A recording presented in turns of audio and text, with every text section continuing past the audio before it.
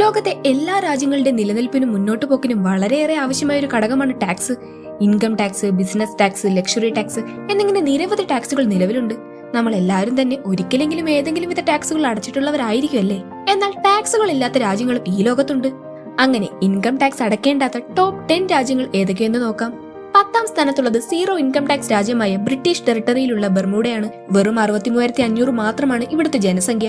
ലോകത്തെ തന്നെ വ്യത്യസ്തമായ പിങ്ക് സാൻഡിന് പേര് കേട്ടതാണ് ബർമൂഡ.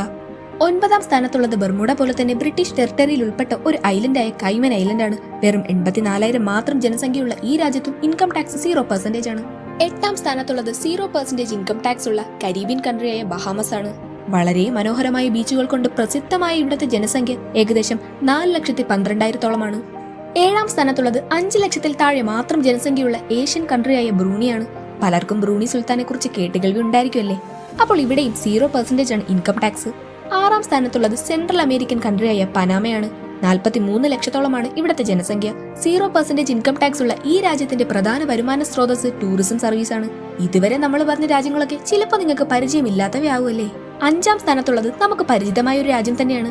നമ്മുടെ റിലേറ്റീവ്സോ ഫ്രണ്ട്സോ ആരെങ്കിലും ഒക്കെ ഇവിടെ ഉണ്ടാകും. മറ്റൊന്നുമല്ല, 5ാം സ്ഥാനത്തുള്ളത് ബഹ്റിനാണ്. 0% ഇൻകം ടാക്സ് ആയുള്ള ഇവിടെയും മിക്ക അറബ് രാജ്യങ്ങളെയും പോലെ തന്നെ പ്രധാന വരുമാന സ്രോതസ് പെട്രോളിയമാണ്. 4ാം സ്ഥാനത്തുള്ളത് 2022 ഫിഫ ഹോസ്റ്റ് ചെയ്ത അറബ് രാജ്യമായ ഖത്തറാണ്. ഓയിൽ ആൻഡ് നാച്ചുറൽ ഗ്യാസ് പ്രധാന വരുമാന സ്രോതസ്സായ ഇവിടെയും ഇൻകം ടാക്സ് 0% ആണ്. 3ാം സ്ഥാനത്തുള്ള 0% ഇൻകം ടാക്സ് ഉള്ള രാജ്യം നിരവധി മലയാളികൾ ജോലി ചെയ്യുന്ന കുവൈറ്റ് ആണ്. ലോകത്തിലെ 6ാമത്തെ വലിയ ഓയിൽ റിസർവ് ഉള്ള രാജ്യം കൂടിയാണ് കുവൈറ്റ്.